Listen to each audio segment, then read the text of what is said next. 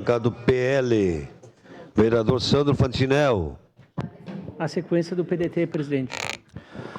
Senhor presidente, nobres colegas, alunos, pessoas que estão aqui, que nos acompanham hoje, para nós é sempre um orgulho ter a visita da comunidade e das comunidades.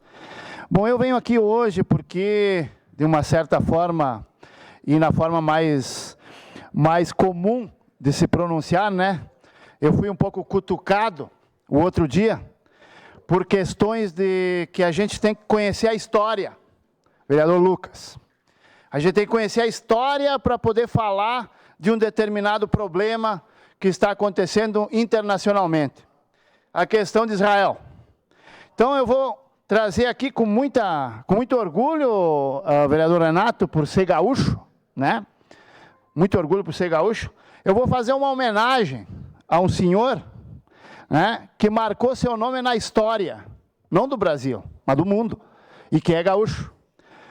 Oswaldo Aranha, em 1894 a 1960, foi um político, diplomata, advogado brasileiro, um dos nomes de maior destaque no cenário político brasileiro entre 1930 e 54.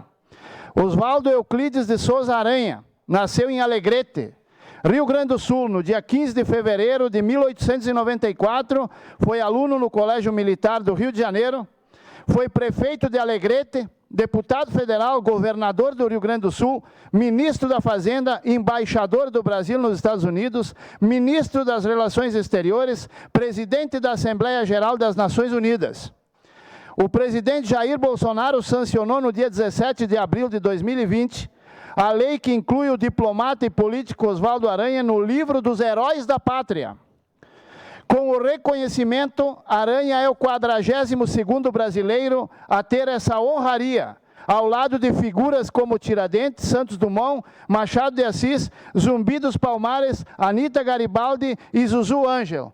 E a minha fala, senhoras e senhores, termina aqui, aonde que eu deixo para vocês um vídeo que conta a história desse senhor e a história de Israel, hoje atingida pela calamidade que atingiu através dos terroristas. Pode colocar o vídeo, por favor? Gostaria que os alunos também observassem. Shalom, bem-vindos de volta ao Israel com a Aline.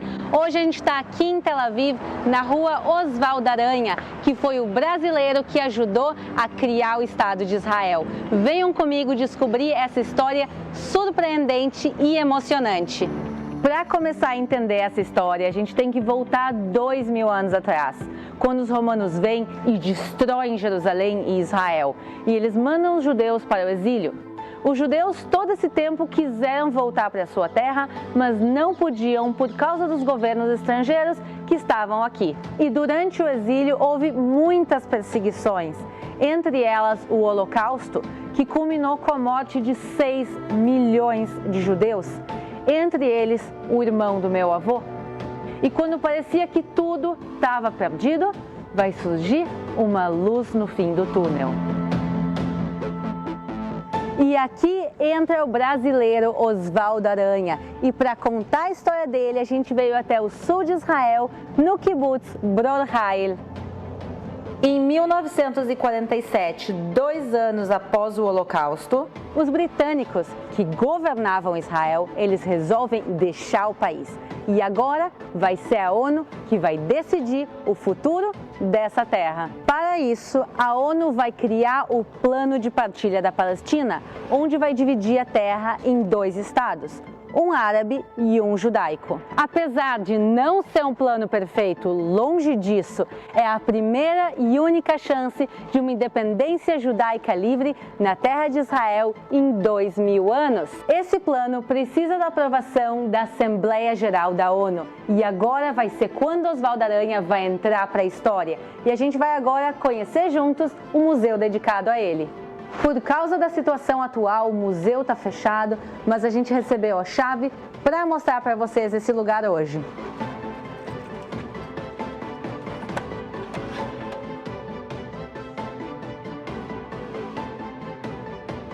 Estava tudo pronto para começar a votação e Oswaldo Aranha, que presidiu a Assembleia, com este martelo, ele sabia que não se teria voto suficiente para o plano ser aprovado, já que todos os países árabes votariam contra. Então ele faz uma coisa surpreendente e ele quebra todos os protocolos.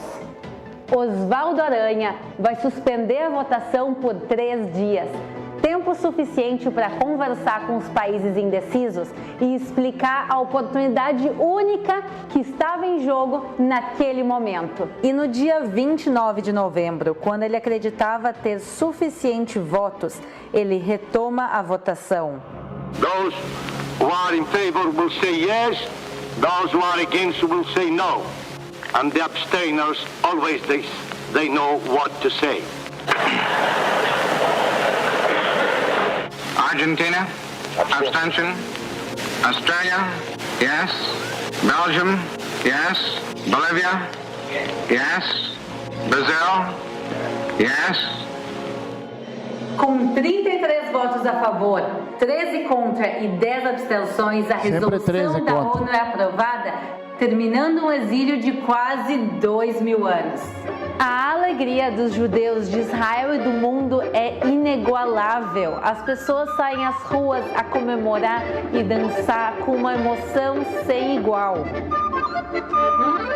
6 meses depois, nessa casa aqui, que agora está em restauração, Davi Ben-Gurion, o primeiro-ministro de Israel, vai declarar a independência do país no dia 14 de maio de 1948.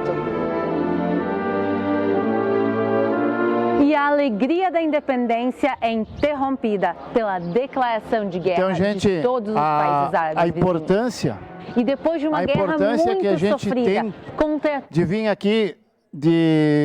aqui apresentar essa questão, é porque foi um gaúcho como nós, que naquele tempo deu tudo de si, se empenhou de corpo e alma para dar o direito a uma nação que hoje luta para sobreviver contra o terrorismo. E eu, por ser gaúcho, não podia fazer diferente que vir aqui fazer essa homenagem a este homem e dizer que ele nos orgulha.